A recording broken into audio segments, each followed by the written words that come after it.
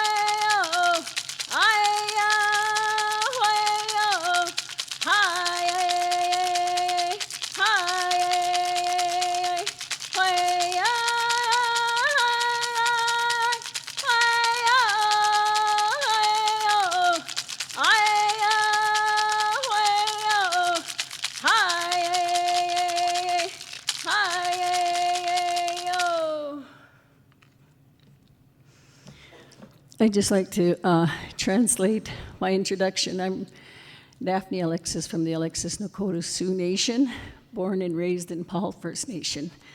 I'm Nakota Cree, and I'm really grateful and thankful to be asked to come and do the morning invocation for your gathering here today. And I pray that you all put your minds together and continue to do your good work. Shnish.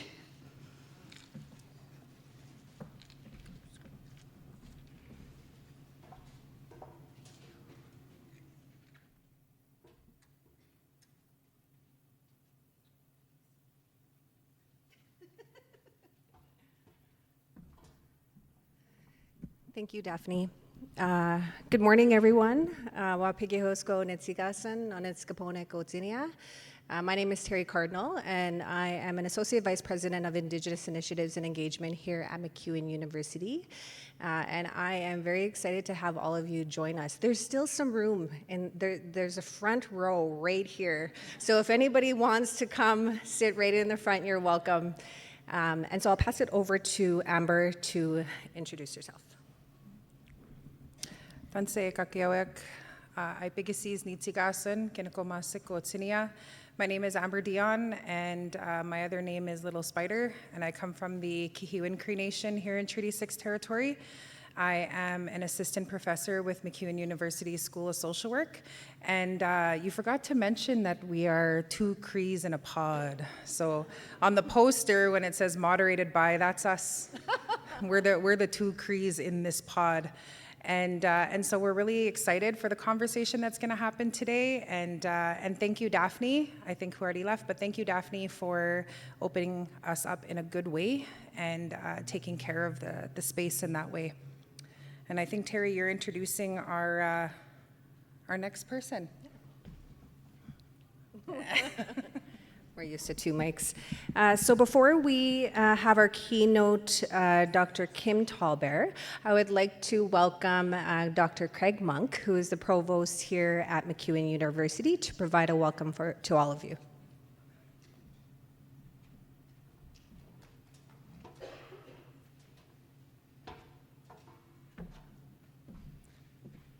If you needed any indication of just what a special morning this is, I can't remember ever seeing an audience invited to move up to the front and they listened. So good for you and good for the whole crowd, and I think an indication, as I said, that this is really is a special morning. So welcome to MacEwan University. Welcome to our downtown campus located in the municipal ward O'Damon in the heart of our city. MacEwan University celebrates the cultural heritage of the First Nations, Métis, and Inuit people who come here to study, work, and learn. We acknowledge that the land on which we gather in Treaty 6 territory is the traditional gathering place for many Indigenous people. We honor and respect the history, languages, ceremonies, and culture of the First Nations, Métis, and Inuit who call this territory home. The First Peoples' connection to the land teaches us about our inherent responsibility to protect and respect Mother Earth. With this acknowledgement, we honor the ancestors and children who have been buried here, missing and murdered Indigenous women and men, and the process of ongoing collective healing for all human beings. We are reminded that we are all treaty people and of the responsibility we have to one another. I am very grateful to welcome you to today's event. When I heard that the in-person event, originally planned for a very different space, filled up almost instantly with several hundred people joining us online, I wasn't surprised. This is an essential discussion for us all. I'd like to thank our special guests, a truly extraordinary group of people. I'm honored that you have joined us on campus to explore this issue. It's complex and nuanced. There are many people who engage actively with questions of identity, including in the arena of public opinion and often vocally on various social media platforms. By coming together this morning, we're creating an opportunity to move forward with understanding. Communities across Canada are facing pressures, and one of our roles as a university is to provide fora to explore topics like this one. I hope the discussion today will empower everyone to continue this conversation in your communities with what is necessary in order for us to work better together. Thank you, and once more, welcome.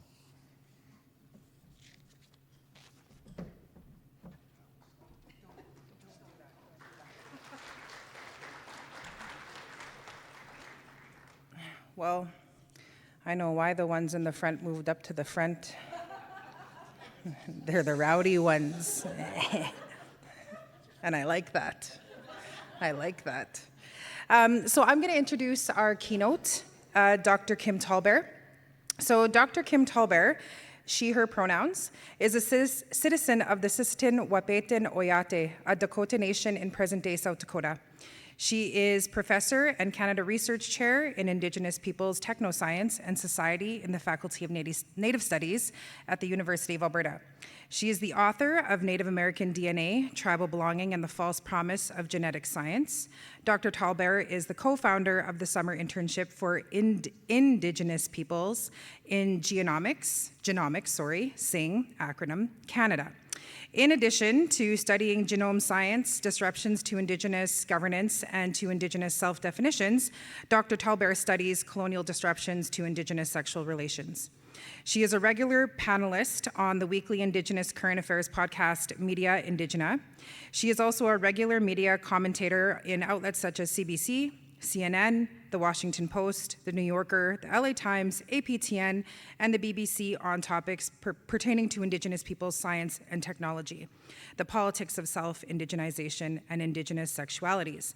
She is a board member of the Oceti-Sakowin Writers Society, a tribal writers society in Dakota, Lakota, and Nakota writers. You can follow Dr. Talbert's monthly posts on her Substack newsletter, Unsettle, Indigenous Affairs, Cultural Politics, and Decolonization. Let's please welcome Dr. Kim Talbert.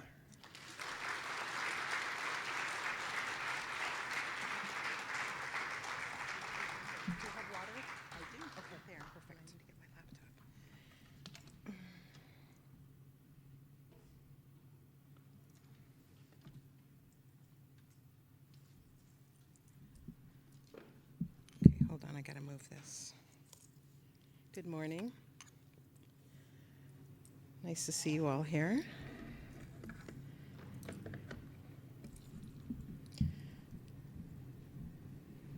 I'm trying to just get this up a little. I don't know. It's okay, I'll hold it. I'll hold it. That'll work. Okay.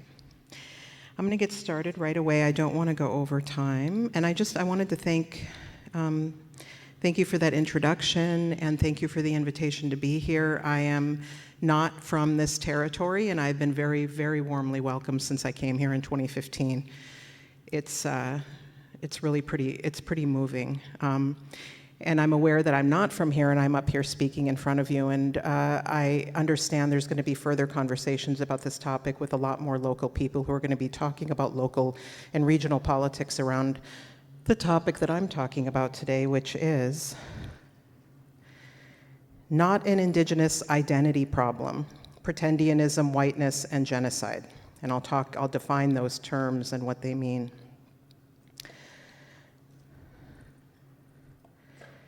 So the first self-indigenization case I commented on for the media was in 2012. A reporter in Boston called me for a story they were doing on Elizabeth Warren when she ran for U.S. Senator from Massachusetts. A Republican opponent, as you will remember, had called her Pocahontas and accused her of making false claims to being Cherokee. The genetic ancestry testing industry had emerged in the early 2000s and was booming by 2012 when this happened. So there were suggestions that Warren just take a DNA test to substantiate her Cherokee claims. I was just finishing, I'm sorry about this echo. Can you hear that as much as I can? Yeah, okay. I was just finishing the book Native American DNA when I was asked to explain to the media why a DNA test alone cannot provide straightforward answers on these questions. So thankfully, Elizabeth Warren did not do a DNA test in 2012, which would have reinforced for the public the misguided idea that a DNA test can prove tribal identity. The Warren claims erupted with fury again in 2018 when she was considered for the Democratic Party nomination to run for US president. Again, there were calls for her to just take a DNA test to answer the accusations of her Republican detractor, this time Donald Trump. Unfortunately, in 2018, she took that DNA test, analyzed on video by a Stanford population geneticist named Carlos Bustamante. The video was released online to a global audience, largely ignorant about the social and technical problems in comparing DNA sequences in living humans to long ago populations for the purposes of determining ethnicity. Audiences at home and abroad are even more ignorant than they are about genetics, about Cherokee Nation history, tribal citizenship criteria, notions of family, and how these all intersect or not with genetic testing. Warren's DNA test that year simply served to further the controversy around her Cherokee claims. When her DNA test was released, I did nearly 24 media interviews within a few days in outlets including the Washington Post, the New Yorker, Rolling Stone even. I was so overwhelmed with requests that I issued a press release on Twitter that has been quoted in dozens more media pieces. That was the beginning of my online hate era. Democrats, mostly, not always white, but mostly, were my top Twitter trolls in 2018 and 19. They were unable to grasp the negative implications for actual Indigenous people of Warren's and the entire United States' mythical Cherokee ancestry claims. There are many, many Americans that make these claims. My haters were certain, of course, that I was a Trump sympathizer. There could be no other explanation for my critique. As Kevin Brunel writes in his book, Settler Memory, I really encourage you to read this, The Disavowal of Indigeneity and the Politics of Race in the US. The interesting differences between the US and Canada, too, are fascinating. So settler society remembers Native people as historical subjects who encountered past colonial violence. But settler society cannot seem to comprehend us as contemporary relevant political agents whose present political priorities might be other than what their priorities are, including a settler presidential race. This phenomenon, variously called self-indigenization, race shifting, playing Indian, or pretendianism, has exploded in the press in the past 6 years since Elizabeth Warren's DNA test. We've seen many high-profile cases break in both the US and Canada. The run-up to the 2020 presidential election in the US and the years since have painfully reinforced all of my book learning that we Indigenous people are seen by most settler state citizens as a football to be slung around the playing field of settler party politics. We are not understood as constituting our own nations with our own rules and standards. Rather, our lands and bodies, dead or alive, exist simply to be absorbed into their nation state. We and all that we possess are theirs for the taking.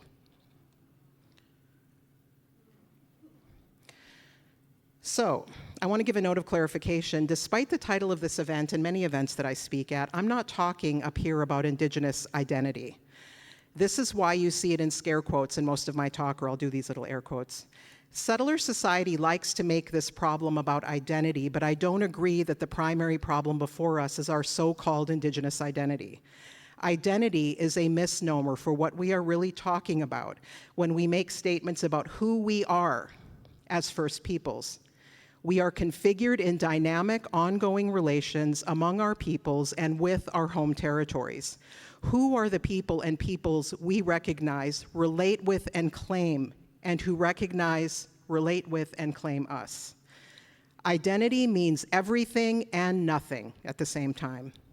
It can refer to settler state taxpayer identification or ID cards that permit individuals to operate a motor vehicle or cross an international border.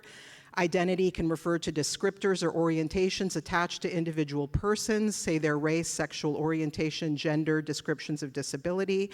Now, I don't study those kinds of identity categories, so I'm not going to make arguments about those descriptors, orientations, or forms of individual identity, but I resist it for us when we're talking about being Indigenous. So whenever possible, can we resist using this concept to refer to our belonging to our peoples and territories? Can we resist the individualizing and making our relatives into property that the word identity conveys? For example, instead of saying a person who was scooped lost their Indigenous identity, implying that that is an individual trait that we can own, can we choose words and descriptions that focus on the collective and the violence done to both individuals and their nation together by another collective, the settler state, and their individual agents?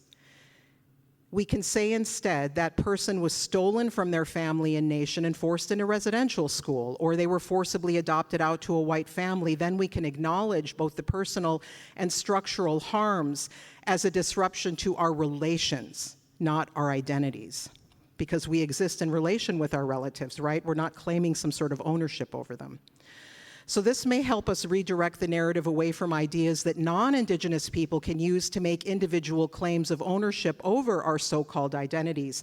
And at the same time, they make claims of ownership to our stories and our histories. Also, instead of articulating the problem as one of Indigenous identity, might we, when talking about pretendianism, focus on what is wrong with them? And Daryl LaRue does this. The settler state and their individual citizens, why do they continue to commit violent thieving actions against our peoples? Why must they appropriate every last thing? We can also highlight what Native peoples have done to stop such theft, and we can emphasize what settlers and their systems can do as well to stop their theft. And we'll hear more on that from the panel during our Q&A. So in short, our identity is not the problem, including when we call out this final act of settler appropriation. So as a Dakota person who is an anthropologist of white people, I am very interested in their fascinating, if misguided, ideas about race and how their ideas of race intersect with what it is to be part of a First People. So we have plenty of evidence since they first bumped into these shores of European settlers' systemic belief in the Eurocentric civilizational project, that their worldview is enlightened, progressive, and inevitable, that this is all settled.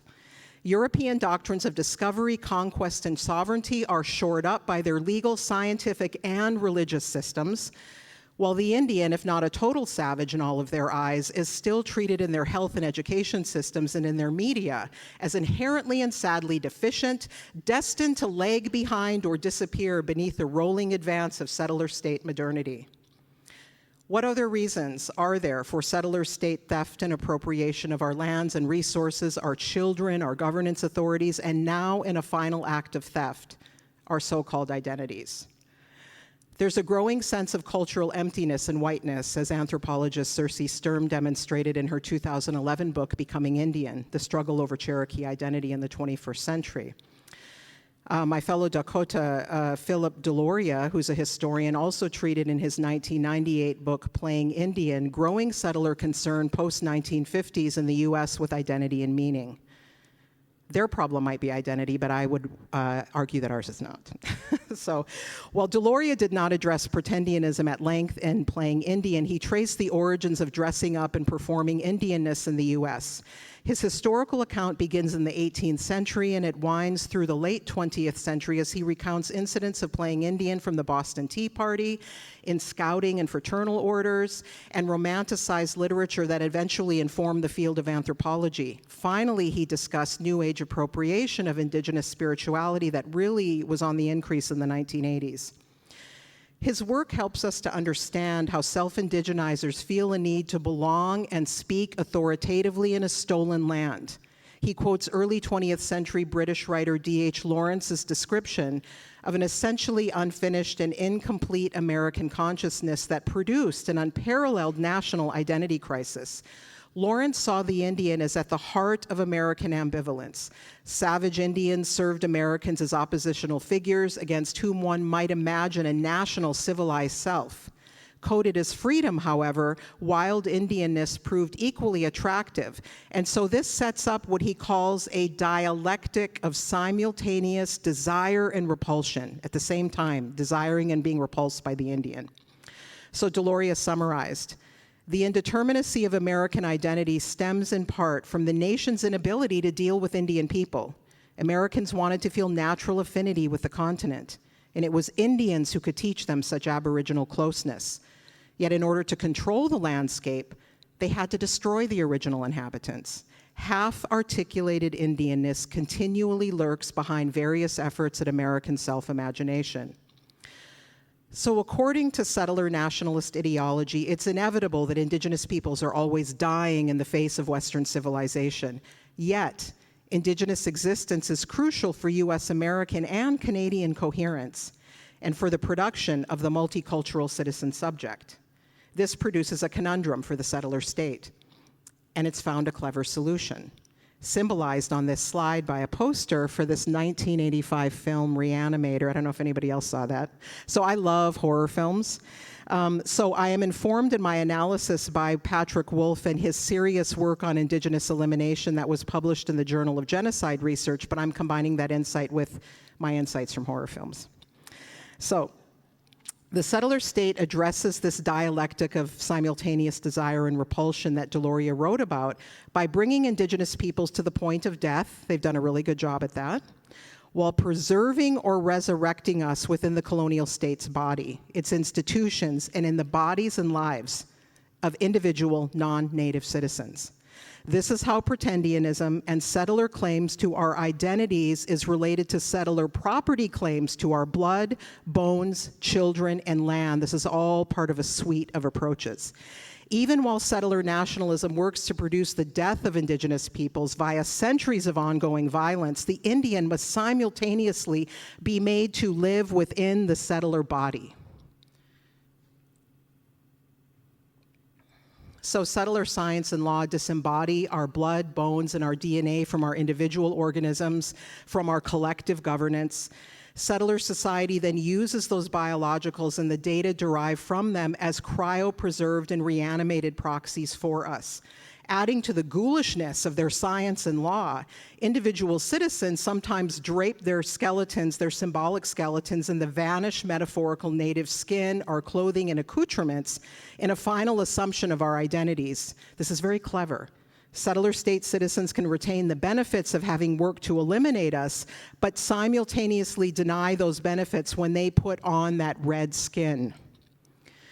We see the culmination of indigenous death to make settler life when settler state citizens with no belonging to living nations take a DNA test and pronounce, "I am 5% Native American or indigenous." Playing Indian along with assuming definitional control and property rights in our biological and natural resources and in our kinship relations has enabled them to appropriate even more of our resources. These things, again, all go together. So I mentioned the Journal of Genocide Research, so I want to remind us, in case there are any doubters in the room, on how the Convention on the Prevention and Punishment of the Crime of Genocide defines genocide. Any of you who know Native history will recognize all of these things. It's any of the following acts committed with intent to destroy in whole or in part a national, ethnical, racial, or religious group as such. This is targeted at the group, not simply the individual.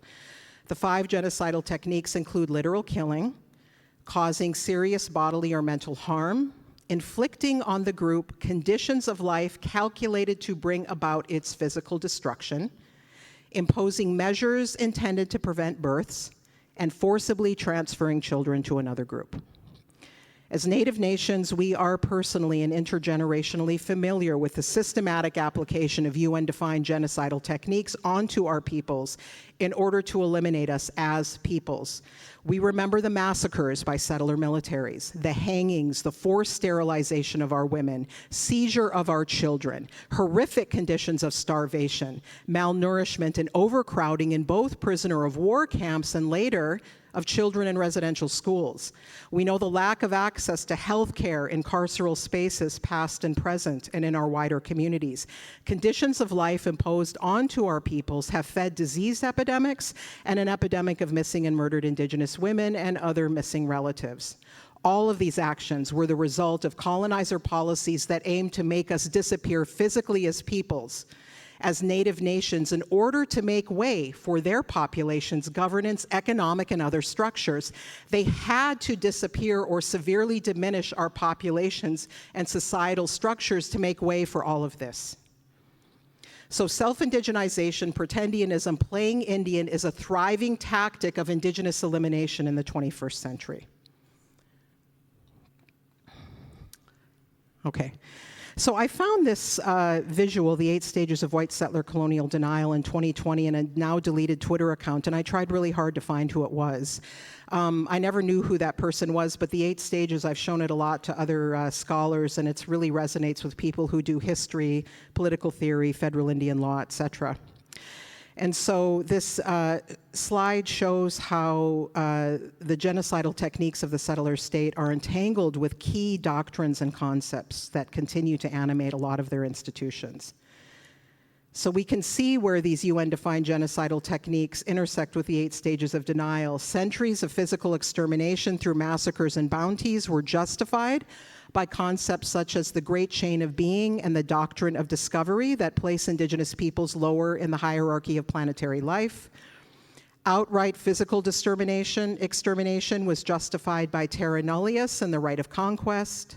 Forced sterilizations of Indigenous women and removal of children from their families through adoption, state custody, and residential schools is also justified by racial hierarchy, thinking facilitated by the Great Chain of Being. Efforts to extinguish Indigenous languages, kinship, and governance systems, gender and sexual relations are also rooted in race hierarchy thinking. And all of these ongoing assaults on our individual lives and our nations are justified and barely redressed by settler legal systems, which are also founded on these core ideas. Settler societies advocate moving on and getting over with it, while pursuing further extinguishment of Indigenous governance as they water down Native peoples' claims with their liberal multiculturalist doctrines. In a decade of learning about pretendianism, I see people try to rank Indigenous elimination techniques in a hierarchy of importance. but we need to understand that settler strategies to eliminate and replace Indigenous peoples come all together in a package. They're mutually reinforcing of one another. Our resistance must tackle the clever entanglements of the settler states' diverse, eliminatory, and reanimating strategies. So then my final message is, please don't be the attention police. Individuals work on what they work on based on their individual orientations, skills, and all of these things together are important to address. And all together we can address a wide variety of their strategies. Okay, so now I want to talk about whiteness, and this is getting into a little bit of race theory, and how this idea of whiteness is entangled with settler hunger for property and with these doctrines I just talked about. So I'm going to turn to the analysis made by a First Nation scholar, Jessica Kolopenik, who is Cree from Peguis First Nation, is also over at the University of Alberta. She wrote an essay available online called The Pretendian Problem. It was published in the Canadian Journal of Political Science. And in that essay, she analyzes, hold on, I lost my space here. In that essay, she analyzes the politics of whiteness and settler colonial political theories that have forged the concept of indigeneity as a rights-bearing concept, including rights to resources. Daryl also writes about this. Kolopenik explains the concept of indigenous has been shaped by whiteness and settler law and policy as a rights-bearing subjectivity with property interests that have made its appropriation or the appropriation of indigeneity possible. Thus, whiteness and its hunger are core to the Pretendian problem, in which non-Indigenous people exhibit that imperative of whiteness to possess, as they attempt to seize Indigenous rights and resources for themselves. In addition, whiteness does not only seek to possess material rights and resources, there's a flood of self-indigenizers in the US, Canada, and globally who steal our histories of genuine disruptions to familial and Native nation relations due to colonial policy in order to bolster their own lies. In The Pretendian Problem, Kolopenik explains that stories about disconnection and family dysfunction caused by colonial policy animate Pretendian lore. Such narratives compel some actual Native people to defend pretenders with whom they unfortunately conflate their own stories of actual colonial disruption, and I'll come back to that. It's a problem recently dubbed Defendianism that has ballooned in the last few years in concert with our growing ability to publicly name the widespread extent of self-indigenization. Kolopenik calls especially white-looking natives to resist identity insecurity, to not make Native community pushback to Pretendians about themselves. Yet she also asks white-looking natives to acknowledge how their whiteness facilitates their greater access to opportunity. She explains that while Pretendians account for some of the white-looking indigenous people in universities, we must acknowledge that real Indigenous people who look white make up a large proportion of Indigenous academics, and they produce knowledge from that standpoint. Now, I would argue that's not only the case in academia, but that white-looking natives, not only white-looking Pretendians, rise more easily to the top across white-controlled industries, including in TV and film, museums, literature, and the minority-owned business world.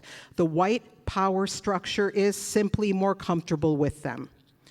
Kolopenik writes, if insecurity in one's indigeneity results in one's silence or in the defense of Pretendians, then white-looking, real Indigenous academics risk reproducing the precondition of Pretendianism, the system of whiteness that produced Indianness as a matter of racial rather than relational identity. Instead of adding to the damage, Kolopenik explains, white-looking Indigenous people need to acknowledge and interrogate their own white privilege. Kolopenik's key insight into the Pretendian problem is that we Indigenous people must continue to name whiteness, model Indigenous relationality, including grappling with one's own white privilege and when responding to calls from community about who we are and who we belong to. When we're asked those questions, answer them. And we must learn from Indigenous women's leadership on this topic. The Dean of the Faculty of Native Studies at the U of A, Métis scholar Chris Anderson, zeroed in on another outcome of whiteness's hunger to possess. In a chat message, Anderson wrote to me, Nations are about territorial boundaries in a colonial/Enlightenment context anyway, and I see this as enacting the same kind of politics at a different scale as what's going on with identity claims. That is, historically, there could be grayness and spectral shading in boundaries because whiteness wasn't endemic the way it is now. Whiteness has ruined our ability to live with grayness because of that voracious appetite to possess. It's an interesting thing to think about. We can discuss maybe later. Let's see, I have 5 minutes left. I want to call attention to the problem with the word indigenous too. There's a lot of words I don't like, but we use them because they're, we have to sometimes. This is an imperfect language we're working in. So Kola Pennock describes in her essay how the category of indigenous is shaped by whiteness, settler law, policy, how it's a subjectivity accompanied by rights. For example, land recognition and governance. So there are property interests in the concept of indigeneity that make it subject to appropriation or theft. So with the incentive to cash in on perceived or actual rights and resources, the concept of indigenous is, from what I can see, is helping enable vague, distant, contorted ancestral or lineal descent claims to unnamed or misaffiliated persons.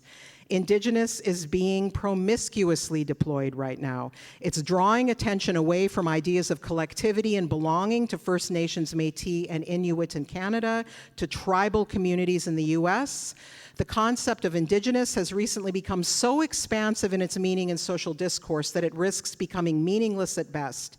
At worst, it is being used to actively undermine land and governance claims that stem from firstness and place and from our co-constitutive emergence as peoples within the lands and waters of this continent. So I'm increasingly hearing pushback to the term indigenous by people in community, and I agree with that. So I try to use alternatives, but it's not always easy.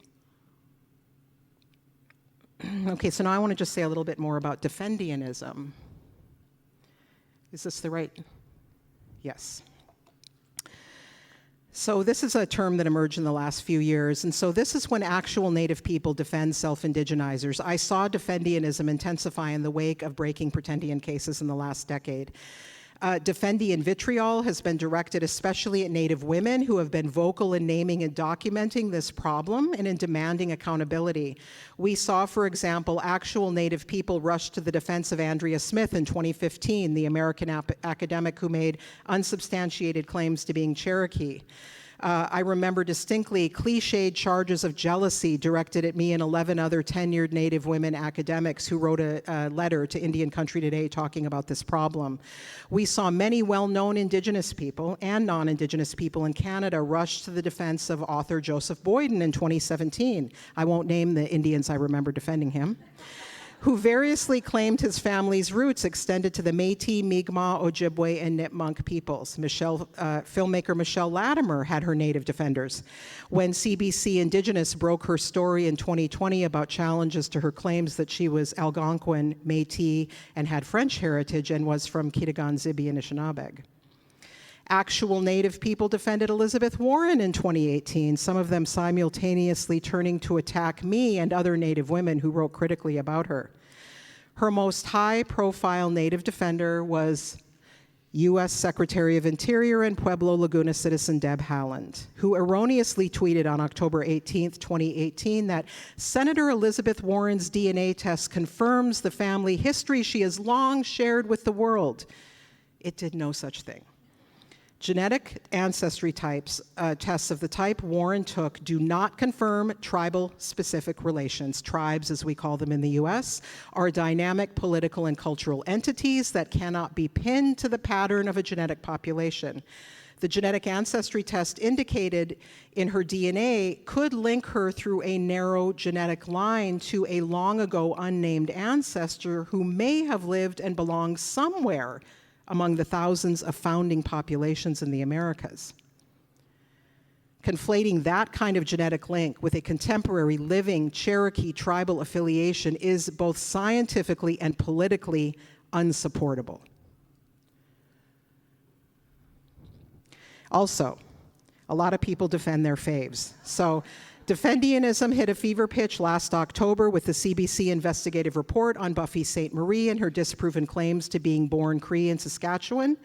In light of the findings, I found this quote really illuminating. She said, I think it was in her autobiography or her biography, "I learned early on that what was absolutely true was not necessarily true for me."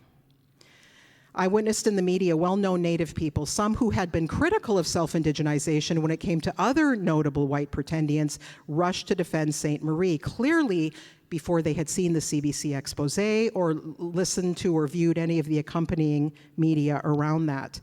So there's a lot more to write about the construction of Buffy as an Indigenous music icon by a white-controlled music industry and the white Canadian nation state in lieu of promoting to such heights an actual Native musician, and I really hope a Native music historian writes this book.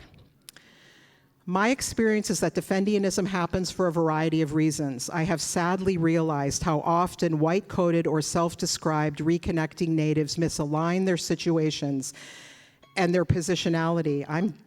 Hold on. Why isn't it being quiet? Thank you. Okay, let me just finish up. Let's see. So when this defendianism is happening, there's unfortunately often a vilifying of actual Native women, and it has been Native women who have most assertively tackled this problem in public. So I want to say that we cannot make exceptions for our faves. I have had to go and deal with a pretendian at another university who I wrote a recommendation letter for. I've had 3 of these people in my life, a friend, a colleague, and this person in grad school, Andy Smith. This is not easy. It is very painful and difficult, and we have to confront the problem, because if we're making exceptions for our friends while we're calling out this problem more broadly, it just looks like sour grapes. It doesn't look like you're trying to solve the problem institutionally. So I also just want to close by saying, this is a question I get asked a lot, and this is the kind of attention policing. Let's focus on institutional policy reform instead of this incivility of calling this out in the public. We got to institutional policy reform because of the breaking cases that investigative journalists did and the work that brave, courageous women in community did to call this problem out. We would not be here at the point where we can engage in civil conversations if we hadn't had all of this incivility before that. And the assertive idea that we need to pay attention to this problem. It was not respectable to call it out. It's still not. And we need to give our thanks to particularly the women in community who have done that. So thank you very much.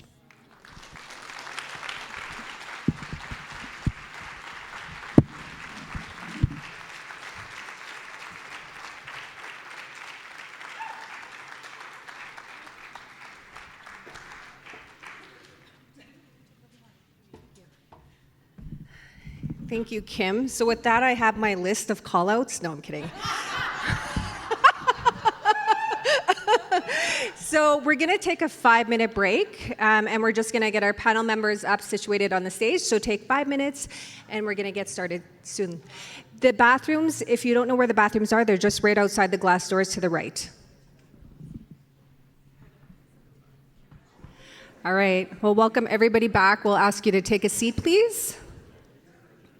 And we're going to get started with our panel.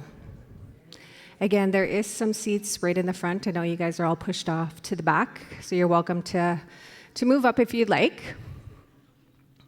So as we get started, we want to give an opportunity for our panelists to introduce themselves in the way that they choose. So we have Kim Tallbear, who you've heard from already this morning. We also want to introduce Dr. Celeste Pedri-Spade, Shayna Dion, and Daryl LaRue. So Celeste is joining us from McGill University, where she is the Associate Provost of Indigenous Initiatives. And Daryl LaRue is joining us from the University of Ottawa, where he is an associate professor. And then we have Shayna, who is an Assistant Dean, First Nations, Métis, and Inuit students at the University of Alberta. So whoever would like to go first in introducing yourselves today? Okay, do I have to tell you guys? Do that. Okay, she's looking at me. So bonjour, anango nemi wen nadishnakas MacEwan dodem nizada kang nindoji. My name is Celeste Pedri-Spade. My Indian name is Dancing Star, Star Dancing in Anishinaabe Mwen. I'm born and raised in northwestern Ontario in Treaty 3. I'm Bear Clan, and where I live in the summertime when I'm not just outside of Montreal is my community of Lac du Mille Lac First Nation, which is also known as Nisadakang, which is Place of Poplars. I'm an Anishinaabe, Ojibwe on my mother's side, and on my father's side, he is from across the Big Water. His family immigrated to what is now Canada in 1958 with the wave of post-World War II immigrants. And his father worked in the lumber industry, and there was lumber mining in northwestern Ontario alongside actually people on my Anishinaabe side of my family. So I just want to acknowledge that's a little bit about me. I am an academic. I haven't been doing much for research or writing lately because I took up an academic appointment at McGill University as their inaugural Associate Provost of Indigenous Initiatives. I think one of the reasons why I was asked here today is because we were, I think, the first university in Canada to get a university policy on Indigenous validation and Indigenous membership and citizenship validation through not only a Board of Governors, but a university senate. And I could write a book on that. Maybe I will one day. And apart from that, a little bit about me. Again, I didn't just work in academics. I started my career in Indigenous politics, working in Treaty 9, where my partner is from, and also with my own community. And so I turned back to academia after falling in love with just learning and seeing how much work we needed to do to create more spaces for people within post-secondary education. So that's a bit about me. Miigwech.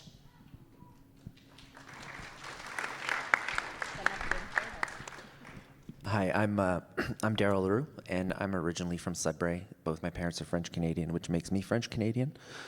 And I've been working at the University of Ottawa for 2 years, and prior to that, I was at St. Mary's University in Halifax in Mi'kmaq territory. And I've been working on questions around white people stealing Indigenous people's identities since about 2015.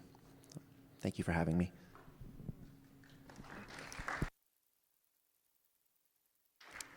Good morning. Danse Shana Dion Nitsikasun Kyun Cree Nation Otsinia.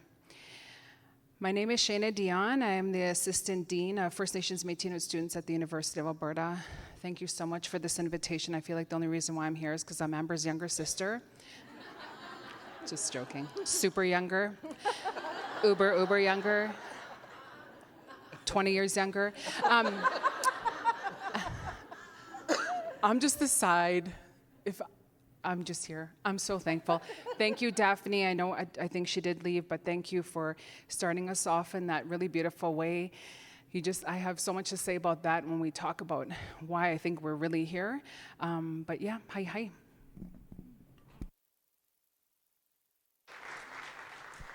I'm Kim Tallbear, Assistant Wapton Oyate, Professor in the Faculty of Native Studies at the University of Alberta, and I'm really honored to be here with you all. Thank you. Well, now my sister started a fight. Thank you. Thank all of you for your introductions. Our first question to all of you is, after hearing Dr. Kim Tallbear's really incredible keynote, is there anything that you want to add to that? Any of the other panelists, is there anything that you want to add to that conversation? Anything that you want to highlight that we can also talk about or bring into the conversation?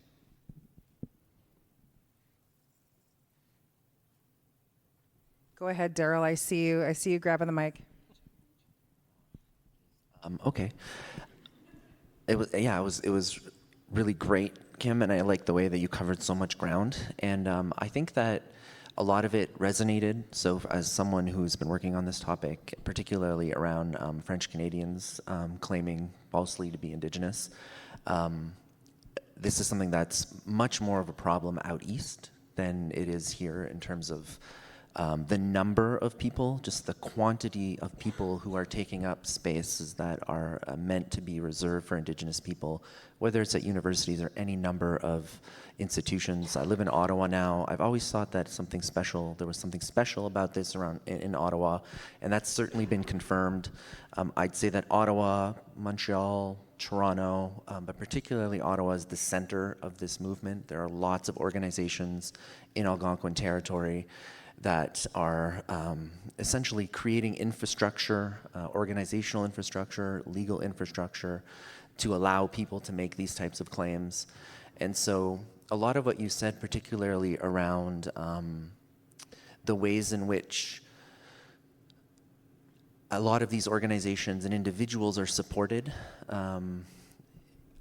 by sort of the white power structure, if we will, or white elites and institutions really rings true. A lot of people who see themselves as doing anti-colonial or decolonial work in academia are among the strongest supporters of people making false claims, and it's the same story over and over and over again.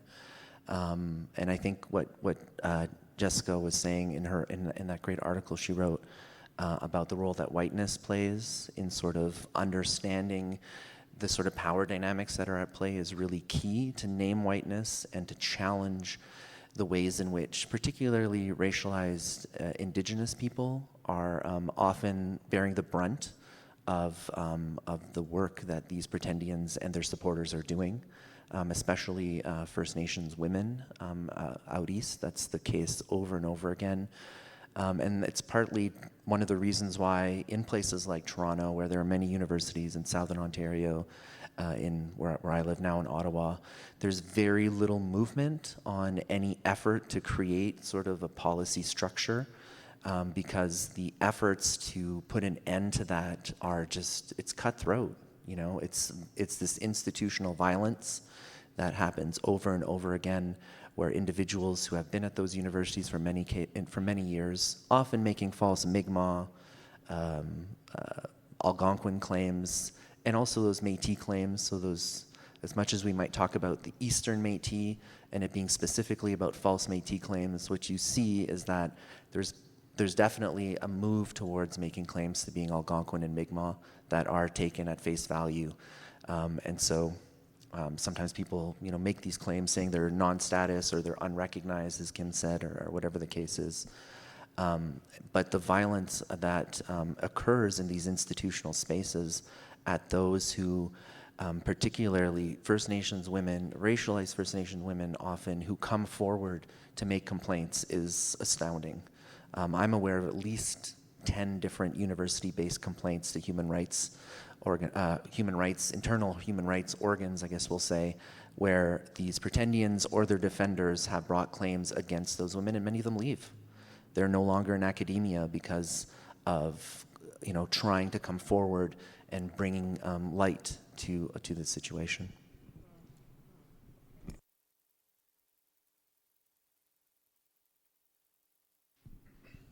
Thank you for that, Daryl.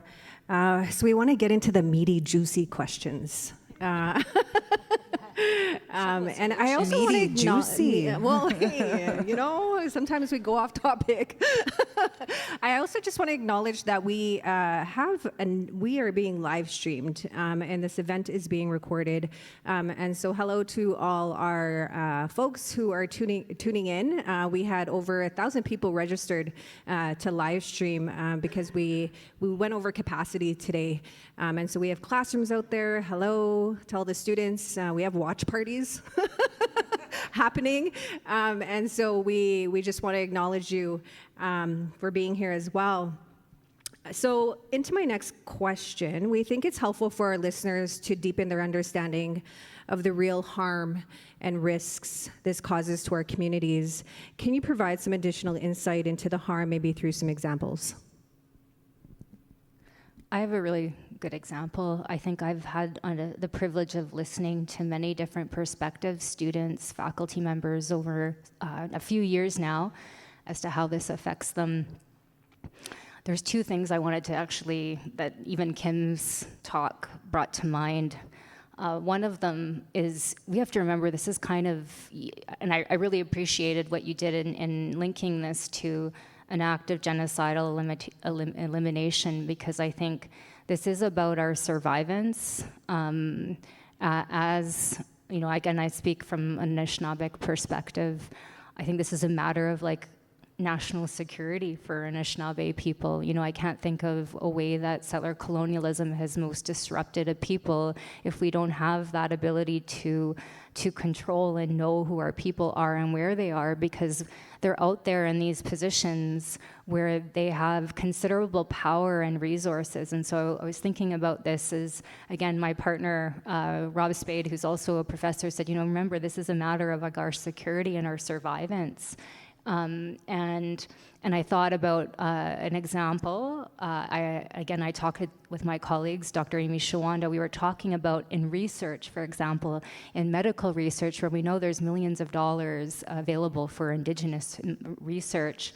And there's now people who access those monies, you know, by virtue of saying they're an Anishinaabe medical doctor with a PhD, and they're doing a study that is going to lead to, you know, life-saving measures for Indigenous people, Anishinaabe people, but maybe they're not actually Anishinaabe, and then they recruit a bunch of people, you know, who say they're Anishinaabe, and they're not Anishinaabe. And the results of that research, right, have absolutely nothing to do with groundbreaking, life-saving research to save our people. And I think we talk about this, she's in Indigenous health, and we know examples of this that are happening right now across this country, right? So this is not just about even at a scale of who's taking up employment opportunities. This is also about the people that we're recruiting into research that's going to have a huge impact on our lives. So that's one example. And the second example, and I think that ultimately I'm into this work because, you know, we're here to support students. You know, that's our role, is to teach. And I think that the most harm that I've heard is coming from Indigenous students and their perspectives. And a colleague of mine shared with me, who was an Indigenous student at another university and had developed a relationship with an Indigenous counselor over years, and then learned that this person was not Indigenous. And then she had to go to counseling for her counseling experience. You know, now in an employment context, now she's in an employment context. So I think, like, again, these harms are both individual and they're compounded. And I think that second example illustrates that. And they're also, like, again, very collective and will have a big impact on our overall health and well-being. Miigwech.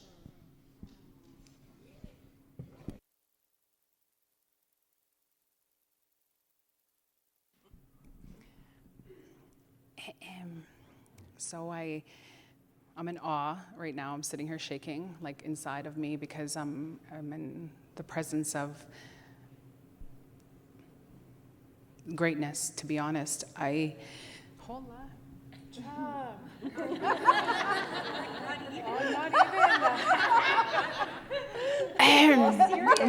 I know you guys are so sad. My heart's racing. I'm trying to just pace myself here, because when Terry and them gave the questions, I'm a reflector.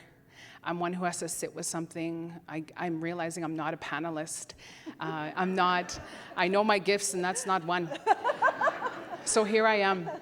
So I went for a walk, and I was thinking about this in a way of Cree ceremonies and the teachings that were gifted from our elders in Kihiwan. And one thing I always think about is, even in my research, I'm in my Master's of Kinesiology right now in Hola.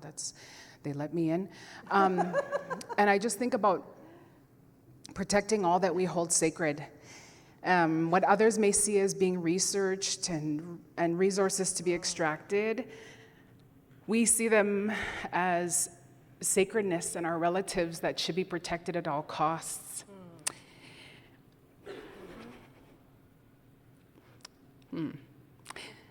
Yeah. And I think of...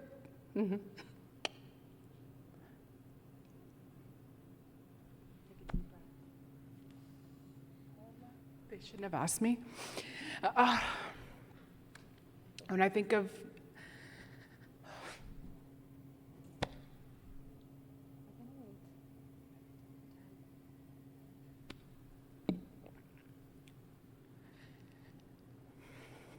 when we ask for prayers and we ask to start in a good way, and those prayers and those songs, hey, hola.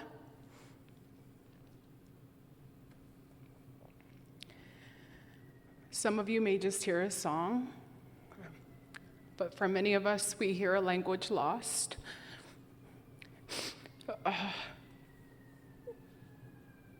It connects to genocide. It connects to kill the Indian and the child. It connects to grief and loss.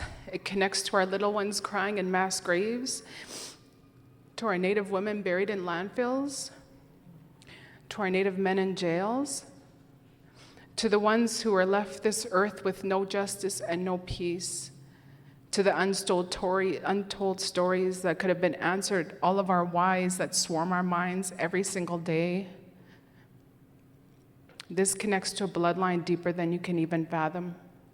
So when you ask an elder for a prayer, or you ask them to come out and sing a song, this connects to something way deeper than maybe you can even imagine when you offer that tobacco. And when you think of that tobacco and all those little pieces within that tobacco, it's all that knowledge. It's not so simple.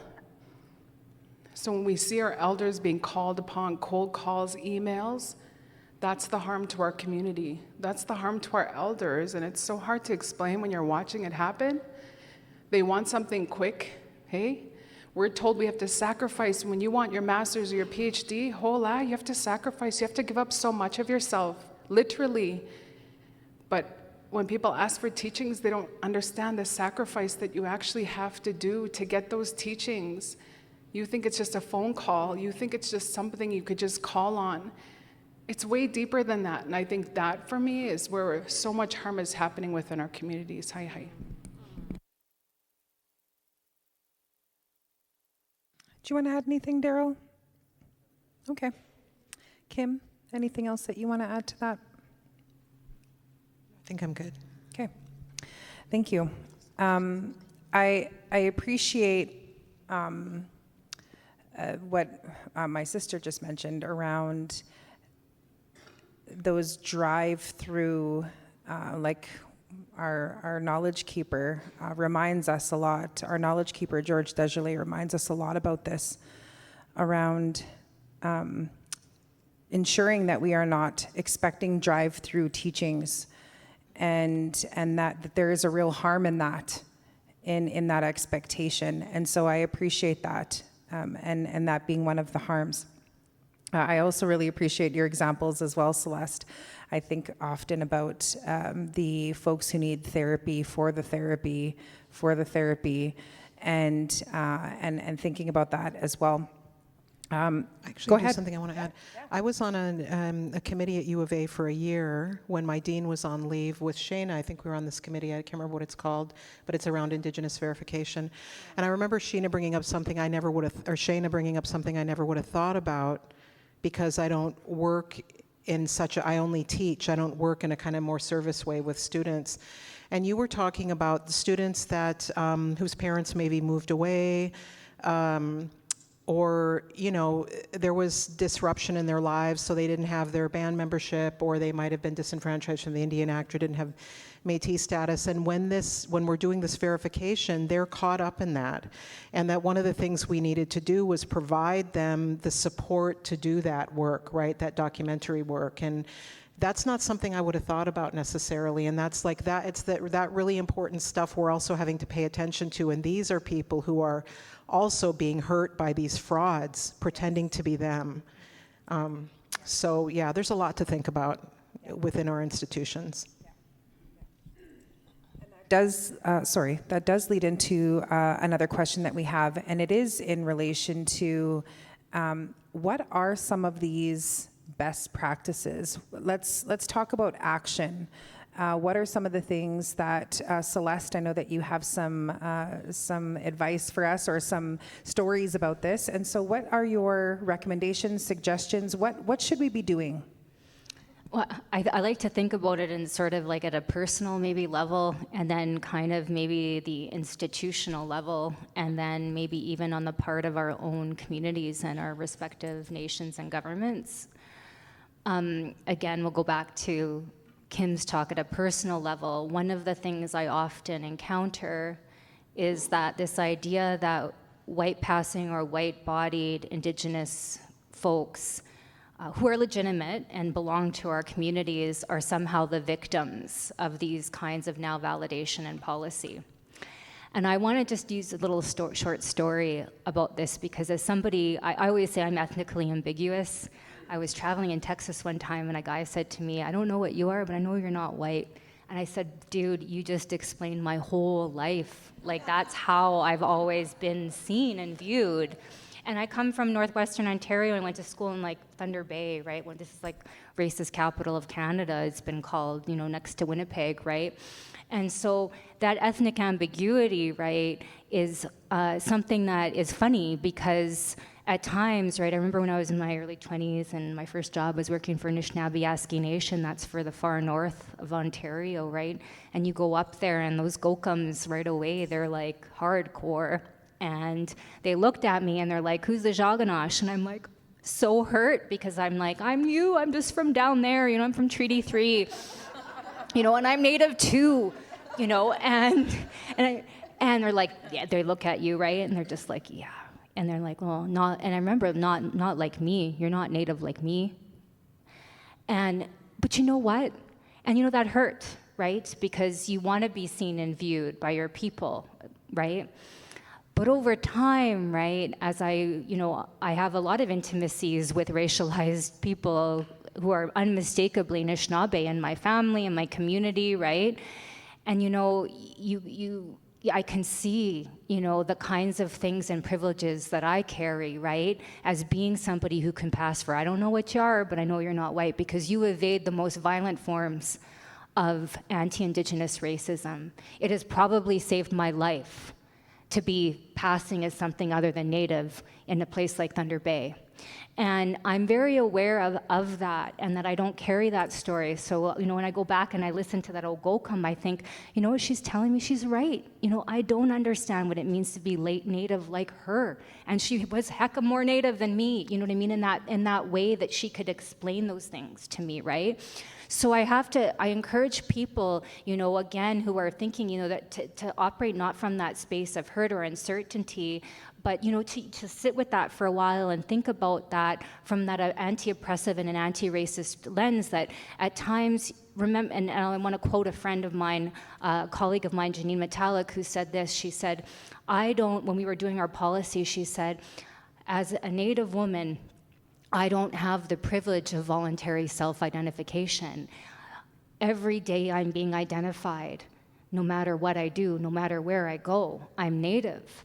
And that really stuck with me, because I thought, well, yeah, like, you know, what does it mean to ask for something, right? Like, oh, I want my privacy, for example. Oh, you know, this hurts me to be called out and asked for proof. You know, that just makes me think about I'm not Native enough. That's what it's making me feel like, right?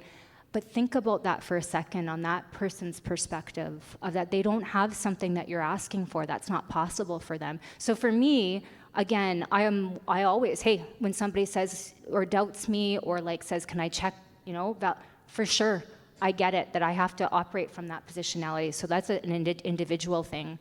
I think on an institutional thing, we have to encounter that white fragility and the insecurities, the fear that administrators and people will take and say, well, I don't want to do that. Like, this is too complicated. This is too nuanced. This is too complex around a policy to validate people. Like, I'm just going to be called a racist. I don't want to be put on that spot. You know, again, I think there's a way to do this. You know, if McGill did it, and trust me, it was hard. And no policy is going to be perfect. And these are colonial institutions. These are not the ways that we would validate people in our community. We can't replicate that. It doesn't mean that we shouldn't do something to protect the integrity of Indigenous spaces, to protect those things that we created, and to hold these institutions accountable. Because as you said, Kim, we know that when I look around, the institution is a lot more friendly to people that look like me, okay, than a lot of other people who don't look like me, who are unmistakably Native or who are Black, Indigenous, right? That we need to make sure that we are mindful of that and we operate within that context. And so, again, I think institutional policies to validate claims to Indigenous membership and citizenship are a necessity. They will never be perfect, and we need to commit to working with the actual people upon whose land we are sitting, and that's what we did at McGill. And we look to them, and we also look to them for how to relate to other nations themselves. And I say that humbly as somebody who works with members of the Haudenosaunee Confederacy. They know a lot about diplomacy and how to relate to other nations, right? So again, institutional policies, individual level, institutions as well, universities, I really believe should fundamentally look at Indigenous sharing and learning centers and spaces. I think that they are a wonderful place where we can access resources, do workshops and access elders and everything. But we should be careful not to replace the work of reconnection and claiming that must exist out in community. Because I'm hearing a lot, and I wrote an article with my colleague, Dr. Brock Pinawanaquit, about how, back in the day, Native centers were often about when students were experiencing racism in the classroom, and they were these little enclaves where people could be safe, right? And now they're awesome that we've grown them, and we do workshops and all sorts of things. But we have to remember that, we shouldn't mislead students to think that that's actually how they reconnect, that just going to workshops at the institution and talking to the institutional elder or things like that can't replace that work of what belongs in our families and our communities. It can complement it, but we as professors can't, I can't tell a student, oh yeah, you're an Anishinaabe, welcome. That's not my job, right? I see a lot of professors doing that, and I ask them, please stop that. Please stop declaring a young person who walks in and says, I think I may have a Cherokee grandma. Well, then you're Indigenous. I've witnessed that in my career, and I think that's super harmful to both the Cherokee Nation, but also to that student, because you've told them something and you're in a position of power over them. They want to please you, right? Our nations, you need to complain. You need to rise up. You need to know, this is a matter of national security. If there's somebody who is producing knowledge at a high level or taking up a huge position, and they say they're an Anishinaabe, you got to know that. And they're not. You need to knock on the door of those institutions. I mean, that's about governance. That's about membership and citizenship. And I don't think it's fair to place that on just other professors or students that are outing like professors. That's not fair. That's not why students or faculty are at universities. And so, again, I'm asking anybody who's in those roles, in leadership roles, whether they be traditional or elected, right, or they're part of a political territorial organization, think about your responsibility. You can write the letter to whatever university it is saying, you have this person, we know this person is not who they say they are. What are you going to do about it?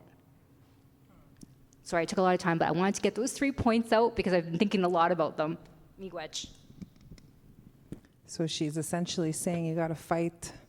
You got to get rough sometimes. Go knock on doors. Never mind, kick them down. And we're going to go door knocking. No, thank you. I actually have a follow-up question. It's not on the list of questions. But I think that one of the things that and thank you for sharing, you referred to a policy at McGill University. And so maybe just sharing with folks how they can access that information, because I know that you did incredible work, and congratulations on that work by implementing that last fall. The other thing that that we see as well, and I've heard concerns about, is when we are, and you touched on this, Kim, a bit in your presentation, is that when we are coming forward and asking folks in a gentle way and sometimes in a kind way, right, in private, about who are they, who's their family, where are they, which community holds them. Oftentimes the response is that we are being violent.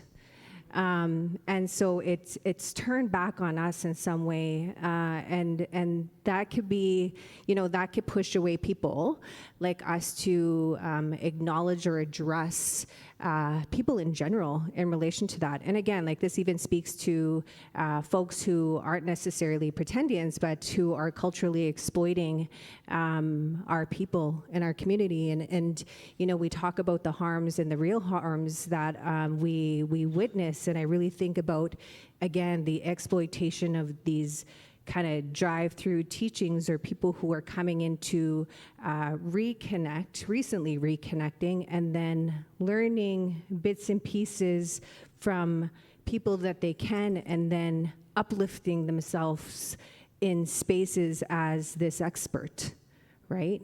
And again, playing with our ways. I remember being in a space with an elder, and he talked about the importance of us having to call that out. You need to talk to people when they start playing with our ways, when they start playing with our ceremonies, when they start playing with our culture, and they want to be, held in that regard. They're diminishing their understanding of one of our principles as Nehio people, in being in humility. We don't ever put ourselves up in this space of, I know everything.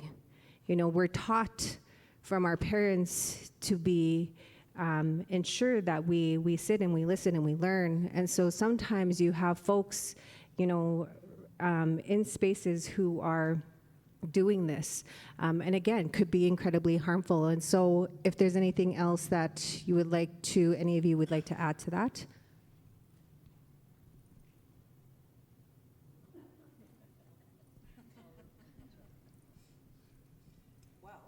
You want me to go to the next question?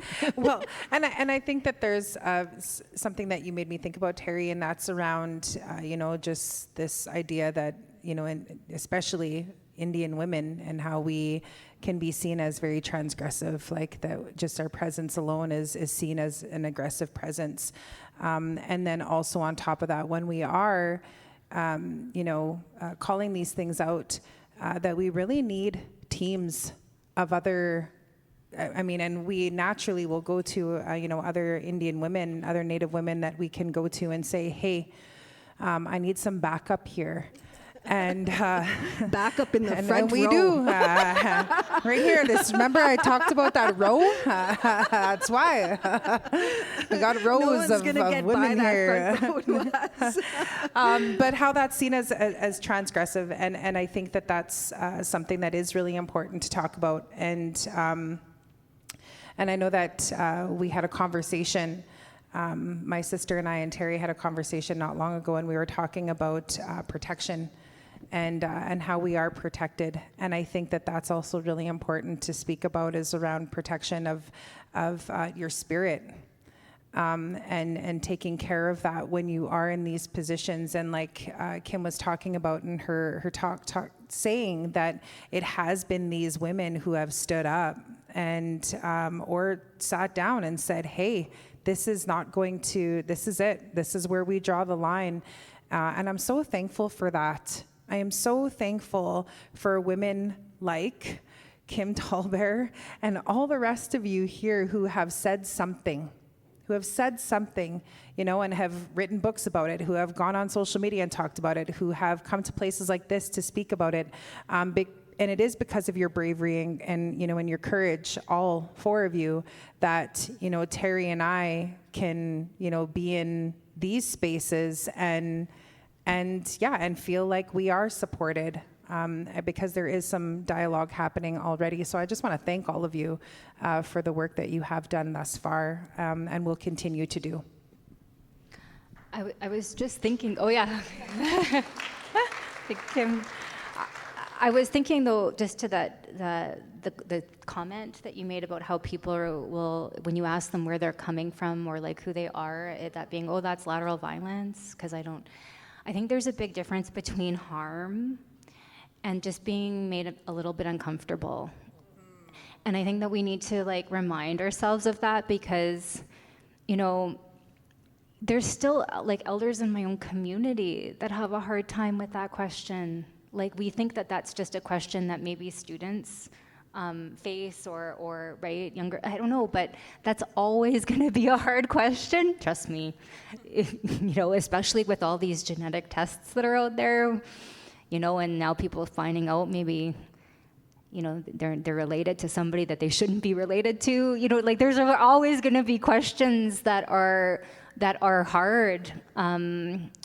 And I think that doesn't mean that we shouldn't be brave and courageous. That's like one of our teachings, right? So I don't think it's ever,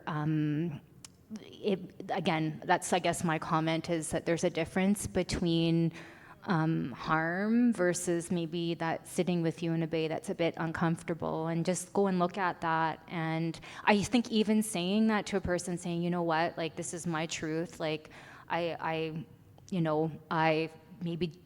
this is where I'm at. And just understand that the person may want you to be at a different level that where you're at, right? Because I think sometimes we're in an era right now where we're not just talking about fraud versus non-fraud. We're talking about intersectionality and indigeneity and our differing lived experiences, and we're talking about, well, what kinds of lived experiences maybe should you have to take up the role that you're putting yourself forward and that level of decision making, right?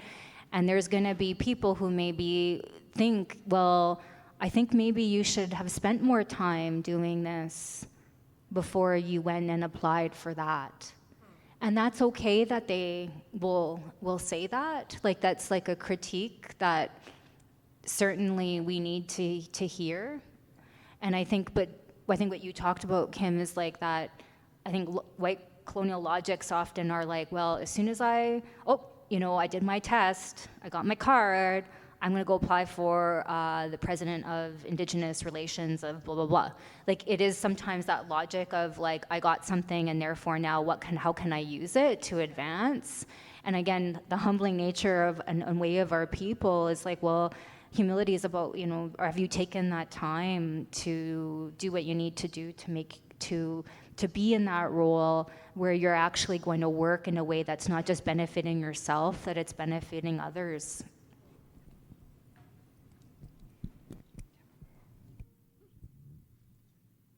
Can share. It's on.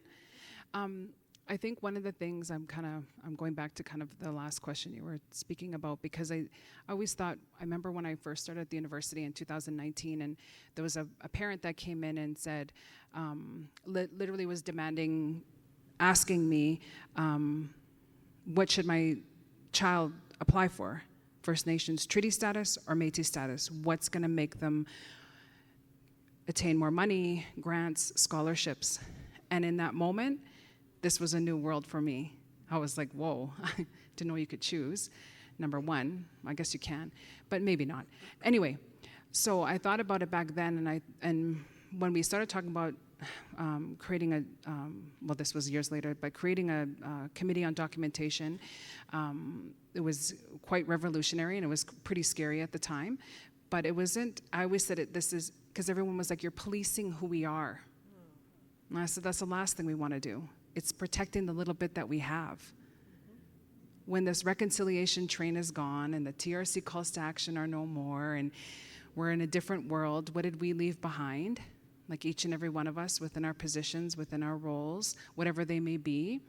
You don't have to be in high roles, I don't think, to make change, but I always say I want to leave a legacy of love, that our students knew that we loved them so much in advance that we could create these spaces, especially our back in the day it was Native Student Services, Aboriginal Student Services, and then this I word came along, and I hate the word, and I'd actually use an F before it, but anyway, that's a paper I'm writing.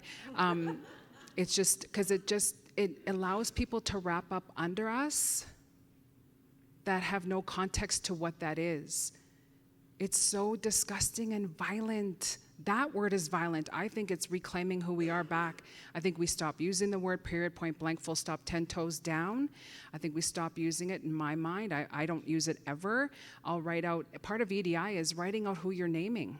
Name everyone, be inclusive. Inclusive is not that broad-pan term. It's an umbrella that people wrap under, crawl under, creep up under unexpectedly, and then you wonder, how did they get here? Because you allowed it. We allowed it. I'm not saying me or anyone here or any one of you, but you know what I mean? Because we're so kind, hey?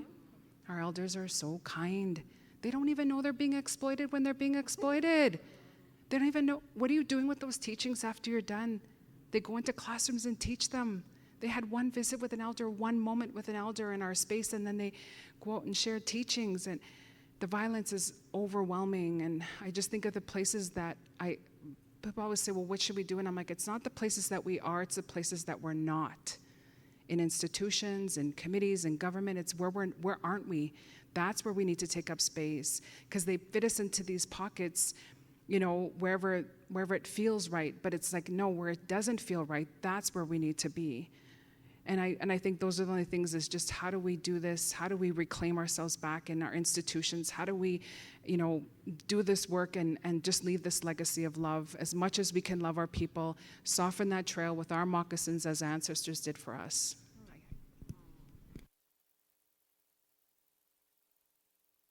I had something? In mentioning having courage earlier, I've left a part of my origin story out as to why I started commenting on this. It wasn't only the DNA stuff. Back in 2021, there was a lot of online hate happening around a particular Indigenous woman calling this stuff out. And I was still on Twitter, and I remember a Mi'kmaq activist that I knew on Twitter, and I had seen all the badass stuff she does, getting dragged away by RCMP. I don't have to do that stuff. I haven't been treated like that. And she said, you really need to get online and say something and defend her. And I wasn't critical of her. I am a defender of hers. But I was just like, Twitter, this sucks. It's vitriol. And I stayed up all night. This is during the pandemic. I was writing until 4 a.m. in those days. And I stayed up all night and I wrote a Substack. I think it's the We Are Not Your Dead Ancestors one. And she said, I only meant for you to do a tweet. And that was, you know, but the thing is, it took courage. On the other hand, it didn't. I am a tenured professor. Everybody knows who my family is, and if you don't, ask me. And they don't all love me, right? They're not all going to be nice, but you know, I'm in a relatively very safe position. And people like me, who aren't reconnecting, who I'm a tribal citizen, I am a tenured professor, speak out, have some courage, right? You know, you can't always, and believe me, I got where I am by playing the respectability game in a white settler institution sometimes. I know how to code switch and do that. But sometimes you have to stop, because they're what they deem a respectable way to communicate and critique is not gonna work on this issue. And so that's actually a huge reason I started speaking out, was because this Mi'kmaq woman told me that I needed to, because I was in a position to do it. And that meant a lot to me, right? Because I was sitting in my, I hate the word ivory tower, but I was sitting there like, you don't have the same sense of, you don't know what's going on out there all the time, you know? And that was really helpful for me to be called on to do that and to be told that I needed to do that. I wasn't quite sure that I should. And then that really is the other key part of this, why I started being so vocal. And when the Buffy St. Marie thing happened, I got about 12 emails from Indigenous women across Canada, about half who had spoken out, high profile, half who had spoken out publicly and half who had not. And I recognize not everybody can speak out. Some people, for example, I know Indigenous administrators who are in very high-level positions who don't speak out as vociferously as I do and share. So some of us are positioned better than others, but if you're positioned at all in a place where you can speak out, have the courage to speak out. So. It just made me think about that, like, why do we do what we do? Because this is not a fun this is not fun kind of work in a university and institution. I'm a visual anthropologist by training, and I do like wearable art and Indigenous fashion, and I'm like, why am I not doing that? Like, you know, this takes me to talk about this work, to do policy work, takes me completely away from a lot of that stuff that I love to do. But for me, it's about my kids. I have 3 boys. They're all between the ages of 12 and 7, and then I have a little girl who's 4. And I think by virtue of, their genetics and their family background that you can protect your kids when they're little, and I think, but when they're older, they're going to encounter a society that doesn't always accept them and love them. And I know that they're not going to have doors. You think, oh, their mother's at McGill and, their dad's this, but I do believe that the work, like at the people that were there before me, and I want to talk about those people like, the Ruby Slibberjack and Dolores Wawia and Emily Ferries. Those are the women that I saw back in Northwestern Ontario were the first Native women in universities that I'm thinking that they did that for people, like they did it so that our people could have the space and a right to an education if they wanted to be lawyers or doctors or whatever. And I think about that I want my kids to have that opportunity, and I know that maybe it's not always going to be easy for them. So I think, for me, that's just kind of keeping a line with what the people before me did, and I'm mindful that we, and I think it was you that said like that, Shayna, that like we fought for it was for so little, like there are designated things and it isn't a lot. So how do we make sure that that's actually going to who, to the people that it's supposed to go to, right? One of the reasons I started doing this work was because I have family members who claimed to be Indigenous and weren't. Got cards for reasons that were extremely problematic that I can get into, but I won't right now, just because it's an aside. No, right now. Okay, I guess. No, I just had an uncle who got a card, and it was because he thought his children or his grandchildren would get free educations, kind of like a common misconception. So he got some fake Métis card. It didn't work in the end, but he was hoping it would. And then I had a cousin. I remember I was at Trent University in the Indigenous Studies program where I did my bachelor's degree, and I would go out and visit this cousin. Not someone I was particularly close with, but she lived in the area of Peterborough, and she adopted, I think, 6 children, white children, and wanted to adopt an Indigenous child. And so she used this sense in her family that maybe we were Indigenous on some level, and contacted, at the time, INAC, so Indigenous... Northern Affairs Canada. Yes, thank you. Indigenous and Northern... Yes, yeah. So they contacted the federal government and was like, I want you to to accept my claim to being Indigenous because I want to adopt an Indigenous child. And the reason that she told me she wanted to adopt an Indigenous child is because she thought Indigenous people couldn't take care of their children. She was very explicit about that. And so this is kind of part of this story. Both sides of my family have different types of stories. It's very common in French Canadian families, this idea that really we're all Indigenous. And it was only in kind of, so I've been reflecting on that in my work in a number of different ways, but really it was when these organizations started to emerge and I became aware of them in Quebec and other places in Eastern Canada that I realized that really what this is a front for white people to be as racist as they want against Indigenous people, particularly First Nations. And so you see that over and over again when you spend time on these forums, whether it's on social media or in their sort of mission statements or in the sort of logics that they give in public forums, they fundamentally believe that First Nations people don't have a right to the land, that they're the original First Nations people because they didn't, they chose not to live on reserve. They turned their backs on the sort of Indian Act, that somehow their ancestors were more authentically Indigenous than the people who are recognized as Indigenous today. And so they will express this openly when they're pushed against the wall. And you see this, a lot of pretendians who work at universities as professors, if they're questioned more intently, they will turn against First Nations people. That's what I was mentioning early. And they'll do it very quickly. And they'll do it in a way that resembles the same sort of white supremacist sort of ideologies that we're more willing to call out. But because they base their story in some sense of trauma or some sense of historical wrong, then it becomes almost a block for us to call them out as white supremacists. And it's really troubling to see how people do that over and over and over again and gain traction by doing that, by playing that card of, well, I'm also traumatized, I have this pain, and Kim has written about it, I've written about it in an article that's going to be published soon, the stealing not just of what we might or might not call identity, but the stealing of Indigenous pain and intergenerational trauma that is sort of protects them from scrutiny and allows them to continue their grift.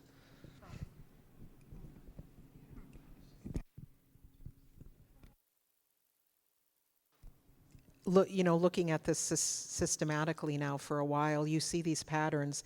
What Daryl describes is exactly what you hear from a good proportion of the pretendianism in the United States involves claims to being Cherokee, and the discourse is very similar to what you see with the Eastern Métis.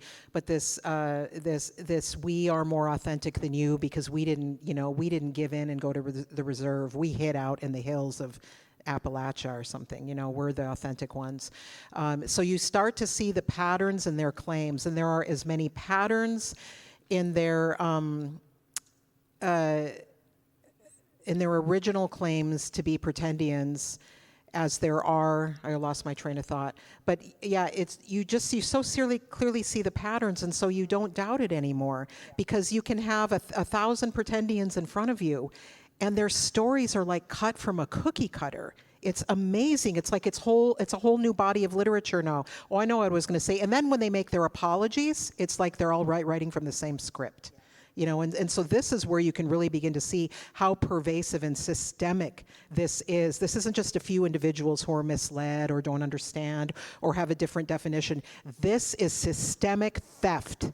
It is exactly connected to all of the other systemic theft and theft of our stories, theft of our trauma, theft of those kinds of things. And so, I'm in really I'm co-editing a special journal that Daryl's got an article coming out in, and I'm really excited for most of this journal to get published because we need more academic research as well. We need to be able to see systemically what's happening in these patterns. I mean, until we have that, it might look like, it's a few bad actors. This is really quite pervasive. Also, in terms of the research that I've done over a number of years, my estimate is that in Eastern Canada, there's about 250,000 people who are making these types of claims. That's based on census data, it's based on organizational records, it's based on a number of different factors, who are all French descendants. There might be others, but people who are French Canadian. And then there's another, 100,000 in New England, because French Canadians migrated there in the late 1800s, so they're also making these claims to being Indigenous. There are about 100 organizations that exist in Eastern Canada for the purpose of granting people some sort of quote-unquote Indigenous identity who aren't. I have a website called raceshifting.com where that's all documented. And I've also documented about 150 different court cases in Eastern Canada where people are trying to convince courts, judges, to actually grant them some sort of recognition. And they've all lost. All of them have lost. But they've gained in certain ways. So what has happened, they've lost in terms of the harvesting rights, so they haven't been recognized as having Aboriginal rights under the Constitution, which is often their goal. But there are a number of cases around child custody or child protection, and also around GLADU reports and other things. So more and more, basically since the 2016, 2017 or so, what we see is that individuals are going to court using a membership in an organization that is not an Indigenous organization, and judges recognize them as Indigenous in terms of custody cases, in terms of getting post-conviction relief through a GLADU report. And judges are like, well, you're a member of this organization, you say you're Métis or whatever, and therefore you are. Who am I to question you? And so this is something that's emerging as time goes on. It seems like there's almost an effort to give up on some of the harvesting claims because they haven't been successful, but increasingly they're using the courts through other means to recognize their claims, which is just dangerous on all kinds of levels.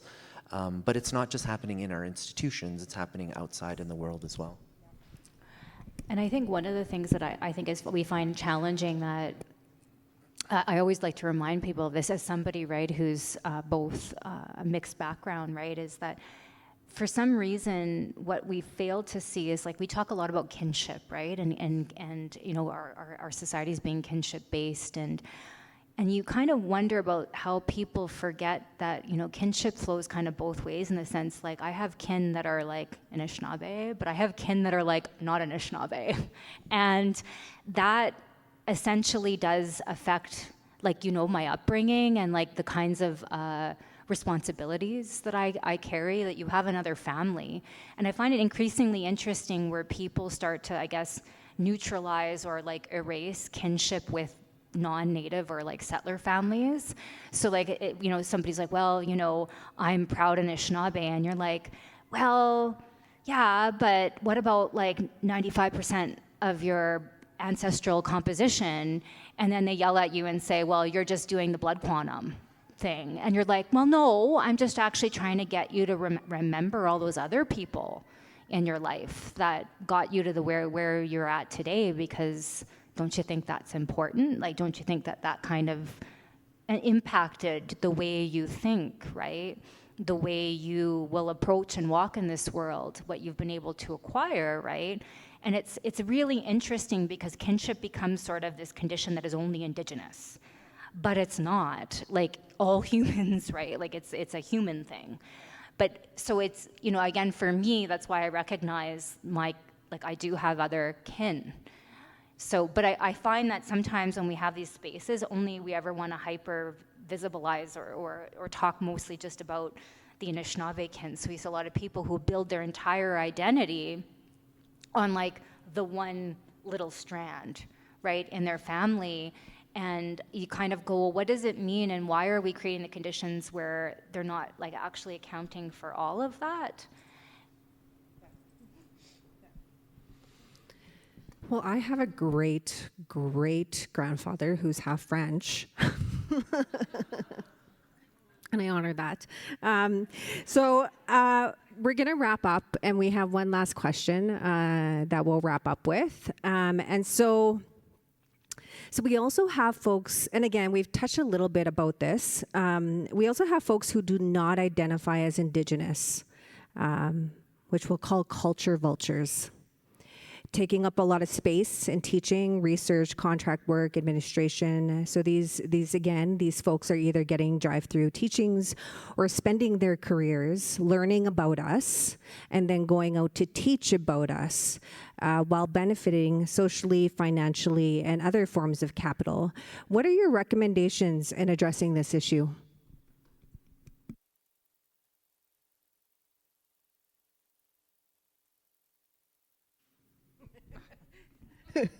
You fight them.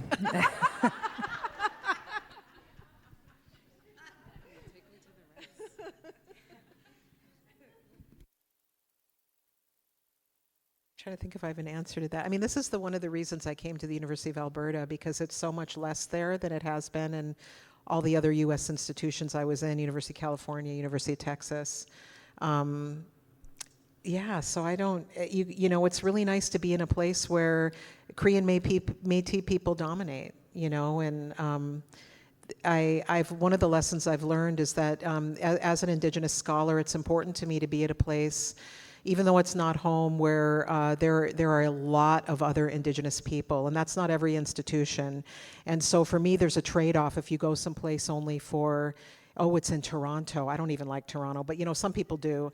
And I'm like, no, I want to be where the Indians are, because I don't want to be the only one that has to say things and fight. It's like very hard to be the lone person at the university, like the token Indian. That is a very, very undesirable position to be in. So yeah, I don't, and the culture vultures do tend to exist less in places where there's a bunch of natives around, right? Like, yeah, that's not really an answer, but. And it's not even just culture vultures, it's also people who just feel that anything Indigenous is like a free-for-all, that just because by virtue of the fact that they've got a PhD and they work at an institution as prestigious as McGill or U of T, that it sort of is they have every right that you do to be developing and contributing equally to a policy that only actually affects you and not them, right? And that was something that we had to encounter, and we encountered frequently, where, and it's often the people who are who are non-Indigenous, who are often defending somebody else who has a different view about Indigenous policy validation or policy development. And those voices in an institution will get so loud and they will fight so hard. And all of that writing that we've read like over the years about, our control, nothing without us, about us without us, that we're at a time where we're going to talk about who we are, we're going to contribute Indigenous scholarship, right? It all goes out the window. And, and so again, I think any institution that is thinking about proceeding with a policy has to really think, and this is maybe what I would have, looking back and what could we do better is protecting like the people who are this tiny little minority in an institution as big as a place like McGill, who are operating from that place of institutional accountability and protection and wanting the institution to do better.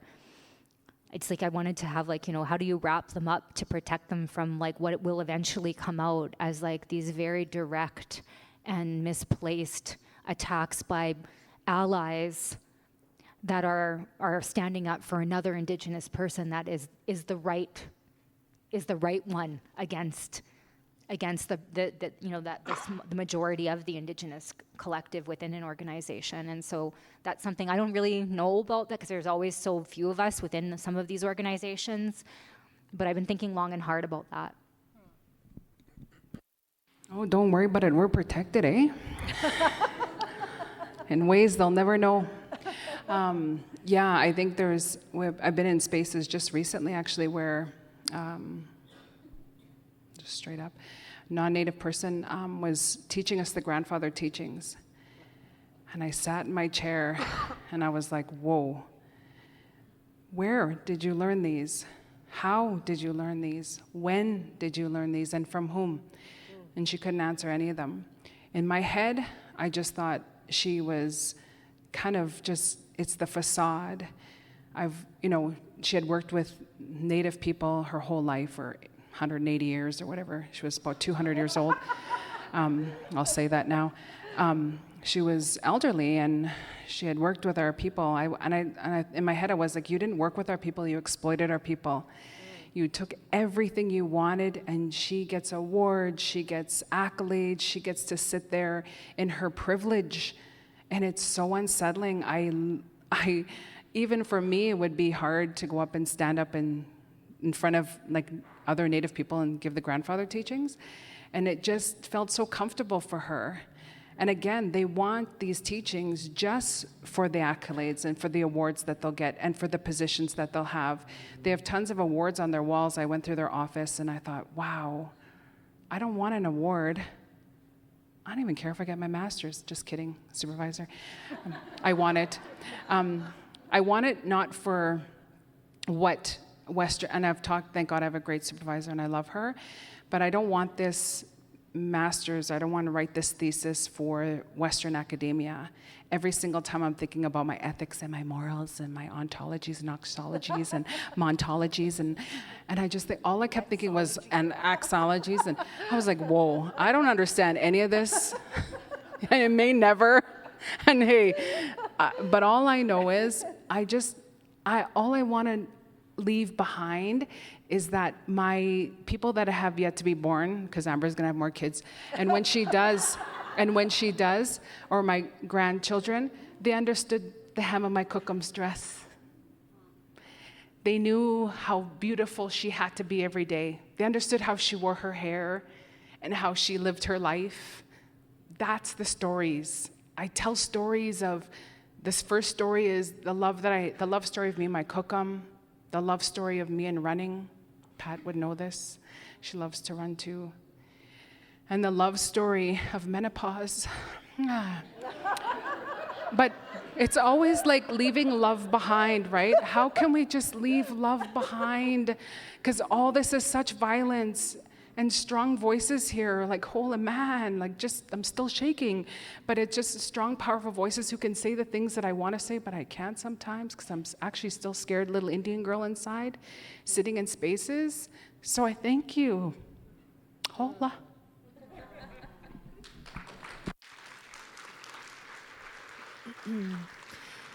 So I just want to thank our speakers today for joining us and sharing your knowledge with us today. You know, about a year ago, I was doing some engagement externally with other Indigenous folks in the community, more specifically around an Indigenous miner, a First Nations, Métis, and Inuit miner. And one of the conversations that came up in many of those meetings was, what are you doing about pretendianism? What are you doing to protect our culture? And so, you know, this was birthed from those conversations as I agreed to have an event in September to create just a space that we can start talking about this and have a safe space where we can, you know, share best practices. And so one of the other things that I've committed to as well is ensuring this is just the start. We're going to do this again.